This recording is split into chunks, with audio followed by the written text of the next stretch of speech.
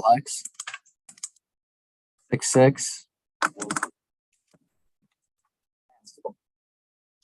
All right, it is Tuesday, July 12th, 2022. Richland County Commissioners now in session. Commissioner Barrow, joined by Commissioners Banks and Mears, Clerk Stacy Crawl, Village Administrator Andrew Keller. We got Carl Hunnell from the Village County Administrator. Richland Source. I think Al Lawrence is out there in Zoom land. We're also joined by three members of our wonderful Sheriff's Department. We have the defensive mastermind of the Lucas Cubs, Jimmy Sweat. We have Sheriff Sheldon and my fellow Italian, Joe Massey. As we know, Italians were recently voted the most influential culture in the world. And so I just thought I'd put that on the record here this How morning. come you always leave me out of You're not Italian. that? I'm only third generation American. Sweat. Battisti. Full-blooded. Yes. You're out. My mother's maiden name is Battisti. All right. Well, we'll throw you in as the half. Grandfather was the first American in her family born in the United States. I knew there was something about you I liked. But we're here to Wow. talk about sheriff's cruisers. And for you taxpayers, this isn't anything new. If you will recall, as part of the 2022 budget process last year, we had set a placeholder aside for using ARPA monies for sheriff's cruisers. And we're here to formalize that today. So Andrew and Captain Sweat, half Italian, please take it over. Well, we're today's American Rescue Plan Act award is an investment by the commissioners in law enforcement. I've enjoyed working with Captain Sweat over the last few months, trying to put together this purchase of sheriff's cruisers. The sheriff's department is very much in need of 4 cruisers, fully outfitted. And this is a need that pre-existed our ARPA funds, but we're thankful to be able to apply our ARPA funds towards this purchase to relieve the burden on local taxpayers. I have to say, it wouldn't be possible to purchase these cruisers at this price timeline, but for Captain Sweat's being proactive for months to get these reserved. I think it dates back to last year. It does. That's what made this possible to be sitting here today. So Captain Sweat, your thoughts here?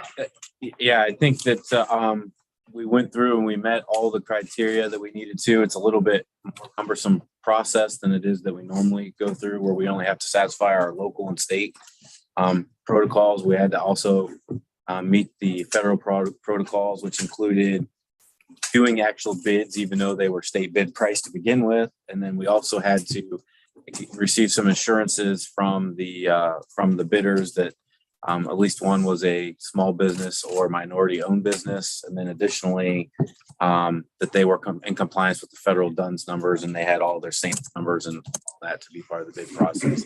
I think, like I said, after some back and forth, we checked all those boxes and we're ready to move forward again. We're very appreciative of the opportunity to be able to get this. As you well know, one of our big ticket items every year are cruisers and the expense. I know that we always joke about that and it's a very expensive proposition every year. But having said that, for our response, in our uniform division, those are their offices. That's how we go out. That's how we interact with the public. We have to be able to get to where we need to safely and efficiently. And the way that happens is by constantly rotating out our fleet and maintaining it. Commissioner Banks and Barrow, who have been here during the process before, when we were buying used cars just to try to make ends meet, we've come a long way from being able to actually take care of those needs in the proper format. So thank you very much. Sheriff Major, did I say anything? Great job. I have a basic question. Yes. Model, make, and year. I'm sorry. Model, make, and year. These will all be 2022 Explorers, which is the police package Ford SUV.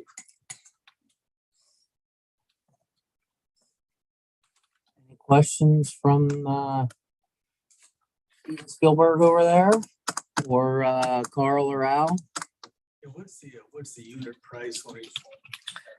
Approximately. 48,000. And given everything, every time the topic comes up, Do you have an ETA on delivery of those 4 vehicles? Well, one of the things that we're able to do is, the answer to that question is not necessarily no, but we know it's going to be this year. The difference is the statewide Ford, who we went with for this project, they bought last year, they ordered 300 cruisers. We were able to be part of that 300. If we would have to spec these out and then bid them individually as our own entity, we wouldn't even have a build date yet. So we'd be looking at next year before we even have delivery of this year's cruisers. So again, doing this proactive approach and ordering from someone that already had the cars, but we didn't have to wait for them to be built. They're already reserved for us. We just have to, finish the paperwork and outfit them the manner we wish. Maybe replacing vehicles that are aging out, or you just adding to the fleet, or what's that process? Yeah. So, unfortunately, we always have vehicles that are damaged in accidents, that just happened. So that will be part of the process. And then what we do is we keep our oldest vehicles in reserve for spare vehicles in case another one goes down. And then we rotate through whatever's left best in the fleet, gets reassigned throughout the office. And then what's the best of what's left becomes the reserve fleet. And then we take out of service the reserve fleet that is no longer. And at this point, our reserve fleet are they're 2016 and older Impalas. Now, with these 4, how many cruisers will you have, and what you would consider to be the active? Right around 50 cars. That would include cars and SUVs. And yes, SUVs. There's Dodge Charger. There's the Ford Taurus, Ford Explorers, the Tahoes, and the Suburbans. And we have pickup trucks also. Yeah, Dick, how many, what's the average annual mileage on a patrol cruiser? That can vary greatly depending on the shift and where the deputy lives within the county. But on average, it's anywhere between 15 to 25,000 miles a year per cruiser person.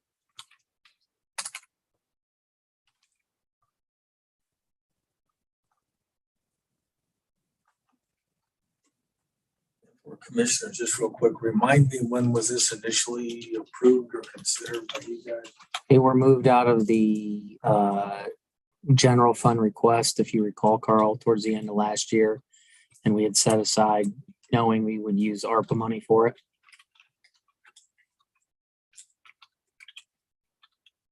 Andrew, what is the total amount of ARPA money? $194,522. And the companies or car dealers, or who's supplying the vehicle? It's statewide Ford Lincoln. Purchase off the state contract. Like Ford. Van Wert, Ohio. And then their sister company, Statewide Emergency Equipment, will be equipping them. And the 48,000, does that include equipped? So is there additional to equip them? It's not, there's additional monies that go into equipping that. That does not include like the radar units and the computers.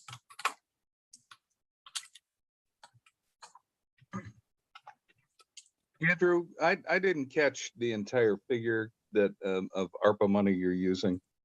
Al, it's $194,522. Thank you.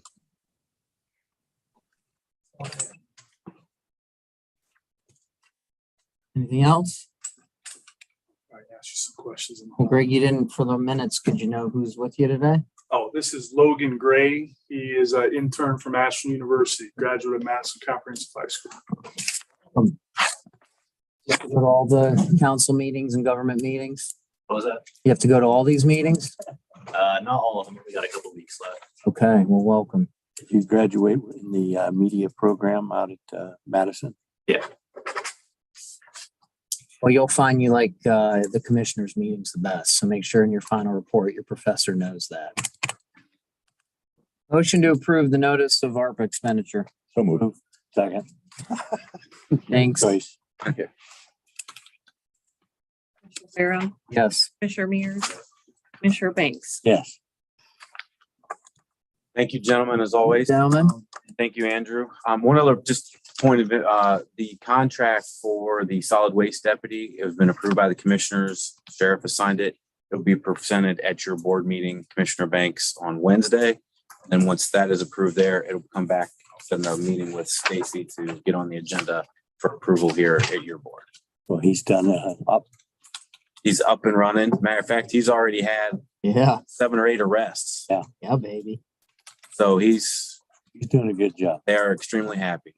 Lexington, he even spent quite a bit of time in Lexington helping them with their issues down there, with their recycling bins. Oh my gosh, that is insane. And it is instantly, with his presence alone and some public education, it's already dramatically been cleaned up and having a lot less problems down there at that spot. So we're extremely happy with where we're at with that whole project. Who's the deputy who's got assigned? Deputy Loney, Josh.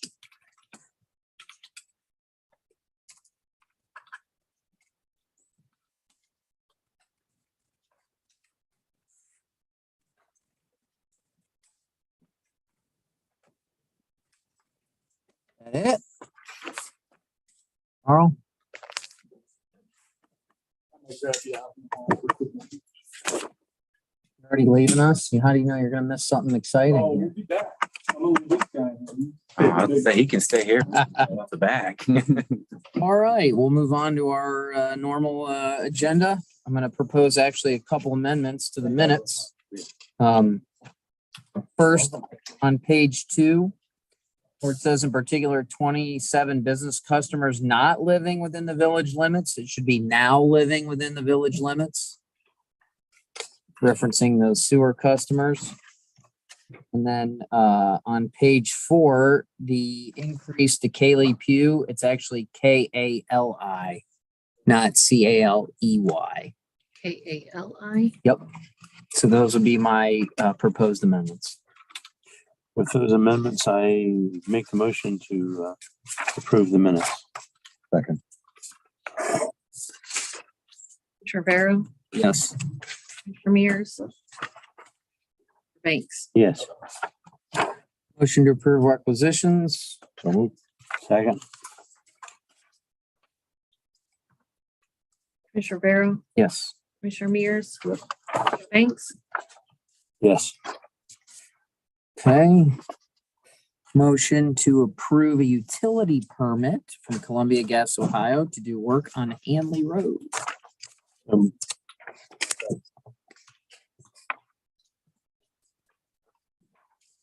Commissioner Barrow, Yes.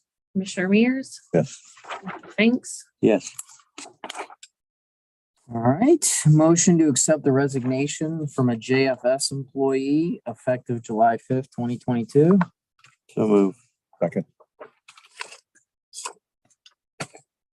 Barrow, Yes. Commissioner Mears. Yes. Commissioner Banks. Yes. All right. Motion to recertify our electric aggregation certificate. This is done every 2 years. Standard. It just shows that we are aggregated. So move. Commissioner Barrow, Yes. Commissioner Banks. Yes. All right. We got another item from Mr. Keller up here. Motion to approve the resolution requesting the creation of a new fund for the opioid settlement funds. I would move that we create this new fund. And I'll second that. Yes. Commissioner Mears. Yes. Banks. All right, just real quick on the other tip. I don't know if you guys had a chance to look at it, but we did get our June sales tax end of month from Auditor Dropsy, and those collections were 6.38% less than June of 2021. So putting things in perspective, Carl, we've talked about this. As of March of this year, we were 14.5% better, March 2022 when compared to March 2021. In just 3 months, we have gone from 14.5% better to 6.3% worse. That is a 20% change in just 3 months. Look at the stock market. You can see the house market has come to a halt. So if we're talking, if you want to see a direct reflection of your economy, our sales tax is certainly indicative of the market we're seeing right now. So we're still better, about 9% better in 2022 than 2021.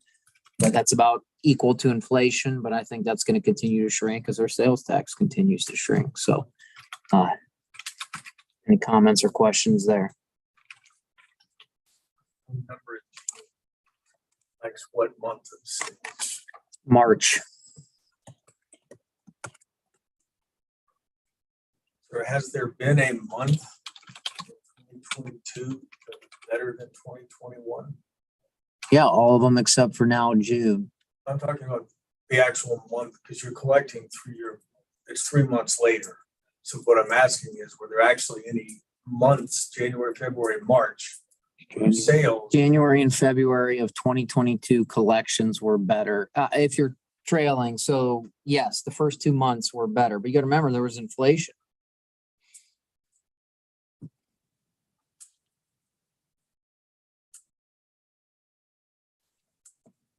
It's 20%, 3 months.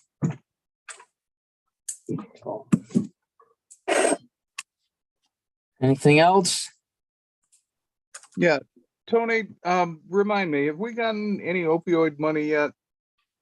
Andrew, you want to take that? Yes, Al, the reason for the commissioners approving this new fund today, because we're expecting to receive our first distribution this week. Richland County is set to receive directly from the settlement proceeds $64,000. And it'll go into the fund that the commissioners created today. In fact, Go ahead. well, the exact amount, Al, is $64,570.75. And we're not the only local government in Richland County that's going to be receiving a distribution this week. The city of Mansfield, city of Shelby, as well as Springfield and Madison townships. Of course, their distributions will not be the city of Mansfield's going to be $18,498. Springfield Township is $2,600. Check that. Shelby is $2,600. Springfield Township will be around $1,500. Madison Township, $1,400. All right. Does this have to be in a special fund because of the requirements for spending it, or just to account for it, or? Yes, this is what we call a special revenue fund. It's not derived from property taxes. Obviously, it's coming through the settlement in federal court. So because of that, it's a special revenue fund that is reserved for the specific expenditures relating to abatement of what we call the opioid epidemic. And that, and there's several different categories within, the abatement category that are permissible. It's like the top 2 or 3. Well, I have that here, Carl.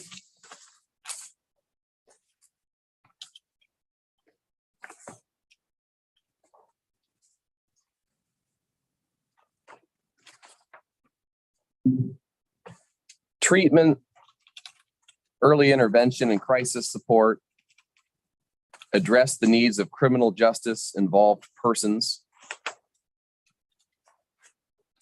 recovery support, prevention, preventing overdose deaths, first responders. And there are others, but those are some highlights. So we could send this down to the border, help build the wall. As a state law, I don't think the Ohio Revised Code would permit that, would it, Andrew? Right now, I mean, the commissioners, I know, are prioritizing wanting to invest this community protection, which would include law enforcement and any support we can provide to the courts. Because our first responders and law enforcement are at ground zero of responding to the opioid problem. And so that's certainly where the commissioner's priority lies. Obviously, they're interested in prevention as well through education and awareness and outreach. And I'm confident we'll have the opportunity to support both of those priorities. Yeah, we'll work with. But we're going to do it in a measured, deliberate way. We have time. We're not under the gun with this like we are with the American Rescue Plan Act, Al. So Andrew, if you recap what I missed, I get this as like a payout from the state. Is that correct? Or is this federal money? well, yes, it's a little bit different from some of our revenue sources. Today, the commissioners approved a special revenue fund to receive the direct allocations from the opioid settlement. What that is the resolution of federal litigation by local governments all over the country against drug manufacturers and distributors. So it all ends at the supply chain. And that litigation was resolved via a multi-billion-dollar settlement whereby the federal court structured an arrangement in which these proceeds from the company, so it's really not from the U.S. Treasury, it's from these corporations that will be like Johnson & Johnson, for example, that'll be distributed to local governments all over the country, including Richland County, City of Mansfield, City of Shelby, and Springfield and Madison townships, which are our most populous townships in Richland County.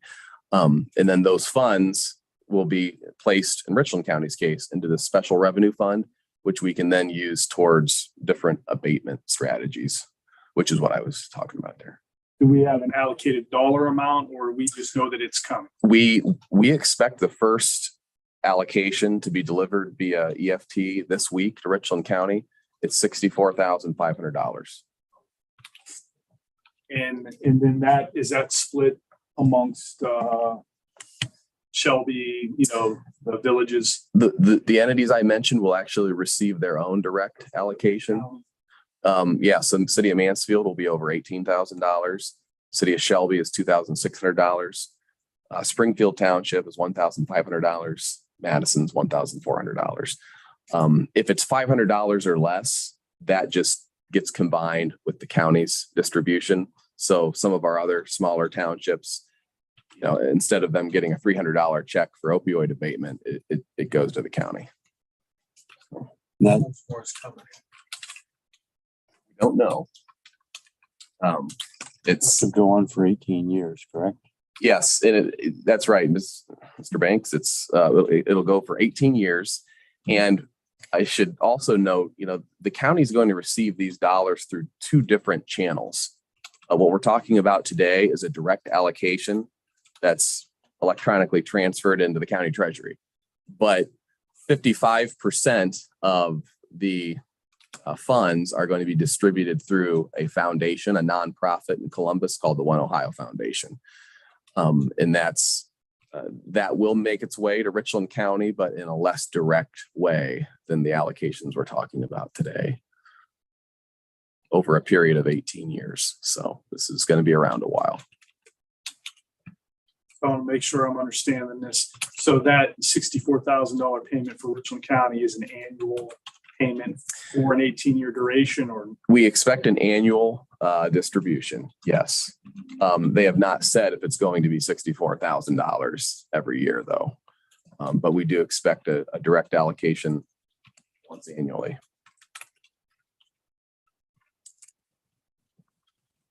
Any other questions?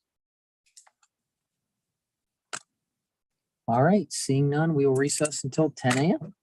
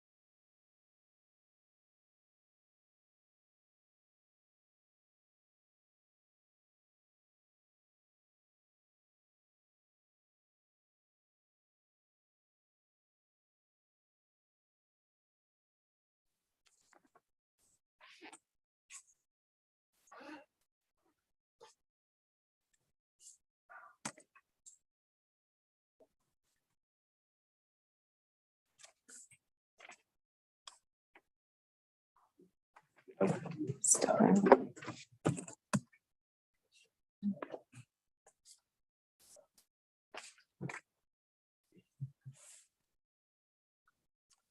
it is 10 o'clock. We are back in session. We are joined by Jenny Phelps in risk management. She's got several topics. First one being a Knox box. Yes, apparently 2 Knox boxes. We bought 11 last year and a different fire inspector came through and now requires them on 2 additional buildings. So I want to see if you guys want to purchase 2 Knox boxes for the landfill and compost. It's a Knox box. Okay, I knew that would be coming. So it is a little box. It's like a tiny little safe and it holds the keys to your building. So the fire department, if they get a troubleshooter code or something like that, they can enter without damaging your structure. Expensive.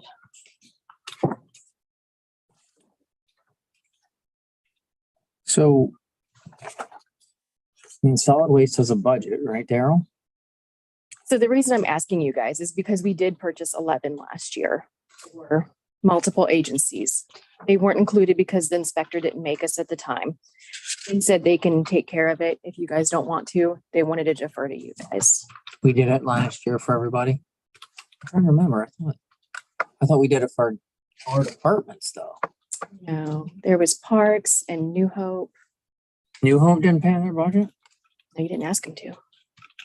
All right. You have any recommendation on where we're gonna pay it out of? Sorry. Where did we pay for it last year? Um, Remember? was it Capital? I think it was. Or I probably paid the bill, so I think. All right, motion to pay for the 2 Knox boxes out of the same funding source as last year. So move. Commissioner Barrow, Yes. Commissioner Mears, Yes. Commissioner Banks. Yes. What's the dollar amount on that? They are $4.59 each, plus probably shipping and tax. Well, not tax. You Jimmy Sweat. I know. Are they both going to solid waste? Yes, compost and landfill. Gallon of gas. So Stacy, Josh will order those and I'll just have him communicate with you on that if that's okay. That is fine. Okay, thank you. Next. Next is Community Alternative Center would like an additional AED. They have one on their women's unit. There's not one on the men's unit. There was one literally outside of their locked door. Are they paying for that? They would like to know if you would like to pay for that or if they should pay for that or if you recommend purchasing it. I believe they have a budget, right? Yes, sir. It is for their, Talking about how much. Between 12 and 1,700. And then, they got the money. Andy. Yeah. They want it. Okay. Third is free. I'm not spending money this time. House Bill 397 passed. And it says, just like our elected officials, like you guys are covered under Corsa for a surety bond, they can cover their employees who handle money under a surety bond. They did pass a resolution to do so as long as you guys approve that. It does not cost us, I'm sorry, Soil and Water. Thank you. It does not cost us anything to add them. Our Corsa coverage. I just need your permission. I would make a motion that we cover soil and water under this bond.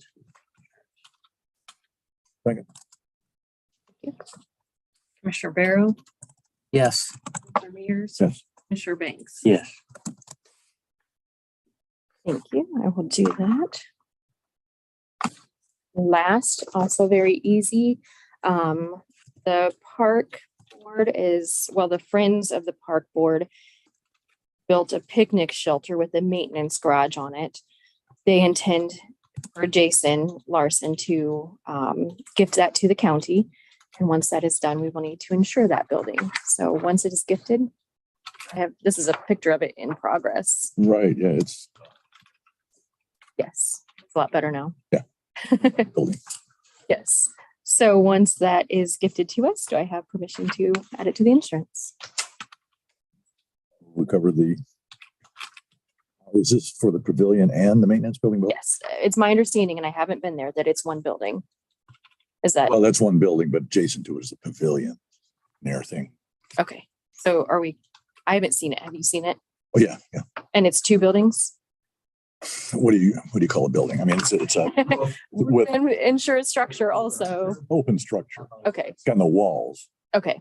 So yes, that is a pavilion. Then yes, two buildings. Okay. Thank you. I haven't seen it. So you didn't tell me they were separate. I assumed they were attached. I'll make a motion. We insure both structures. Thank you. Second. Commissioner Barrow, Yes. Commissioner Mears, Commissioner Banks. Yes. That is all I have. Oh, by the way, I walked out to Fleming Falls Preserve Isn't it beautiful? again. Oh, it's gorgeous. For good things out there. Any changes recently out there? I haven't been there in a while. Did they have Buildings were all closed Saturday when you were there. the what? The buildings were all closed. Yeah. Did they have the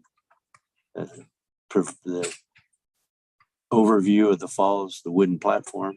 Yes. Yeah. I don't think they've changed much then since you were there. I'll be there at the end of the month. It is pretty. And they're having another open house again, I think again soon. Now this is on the bike trail that I was talking about. No. This is I know you're talking about Fleming Falls. I'm talking about a different property. yes. Okay. All right. Thank you. Thank you. All right. We will recess until get a visit from the one, the only Pat Dropsy.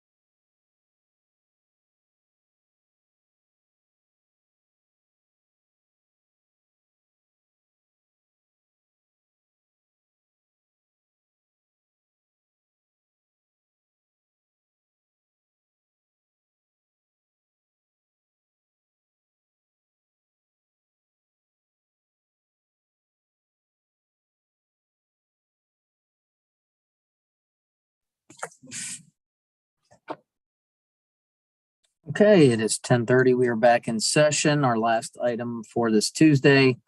Joined by the county auditor to discuss our tax budget. Just for a little history here, particularly for the intern back there. The Ohio Revised Code, section 5705.28 requires counties to pass what is known as a tax budget. Subsequently, 5705.29 lists a litany of requirements that must be in a tax budget. However, 5705.218 gives the Budget Commission, which in case you're wondering, consists of the county auditor, the county treasurer, and the county prosecutor, the authority to waive in full or waive in part of what is required of the Budget Commission. So this has been sort of on our cleanup for a while. I've had some conversations with Pat. He did some digging for us and went back to May of 2002. Correct. In which the Budget Commission did in fact waive a good portion of what's required in a tax budget. And that makes sense. Logically speaking, the tax budget is just merely a very, very, very, very long listing of your tax revenues, expenses. If you look at some of these tax budgets, they're extremely lengthy.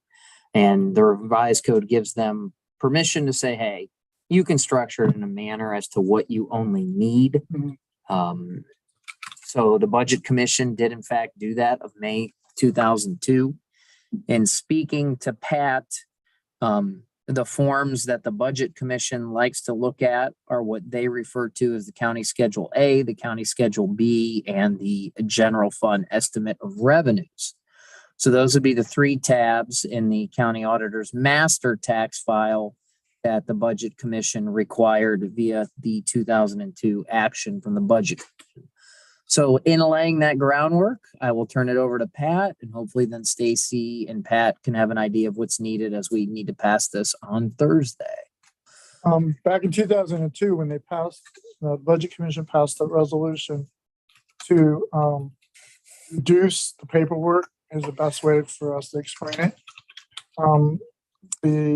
Basically all they required from all the entities in Richland County is to provide the information for the funds that receive millage tax revenue from real estate taxes. So it just cut down on all the extraneous funds that, especially with the county. I mean, the county has, I don't even know how many funds we have right now, over 100 funds. So what we did for the county is reduce it down to 7 funds. So you have the general fund, you have mental health, you have Dayspring, you have Area Agency on Aging, you have MRDD, and you have the health department that receive tax revenue based on millage that's been voted on by the citizens of Richland County, except for the general fund, which has inside millage at 2 mills that is guaranteed by the Ohio Constitution. So all that resolution did was try to reduce the paperwork, not just for the county, but for all the entities, the townships, the villages, the cities, the schools.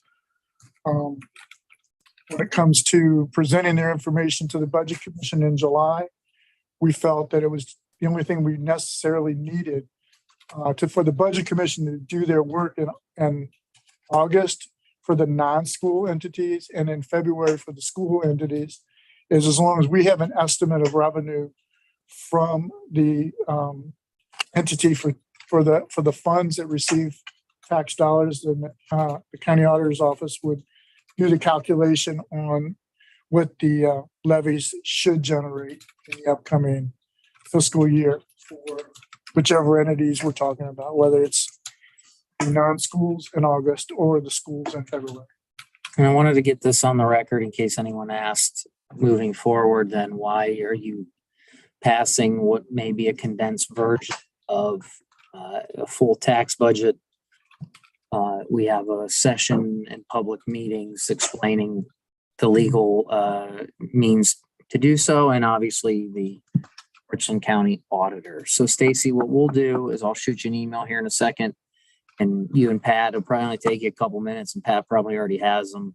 Most of it's already done. We'll have it for you for Thursday. And then we'll just put it on the agenda for passing on Thursday. The one item we're gonna change is the inside millage for the general fund, because currently there's a resolution from the county commissioners that has a specific portion of that inside millage go to the debt service funds at the time of collection or the time of distribution. And so what we want to do is when we put it on the Schedule A, we put the full amount on the Schedule A of what the 2 mills should generate. That's the only difference we're going to do from past practice. Any questions? It's the millage that was taking care of the debt service. It still will, Still will. It just is, this is putting it all in right? condensed form. All Yes. Yeah, because there's a resolution that restricts us on what to do. Greg, very exciting stuff, huh? Riveting back there, right? Noticed. We expect a report on the tax budget process before your internship's over. All right, I'll find someone to do that. Carl, any questions? No, Al? No. All right, seeing no further business, we will adjourn. Thank you. I'll have it to you.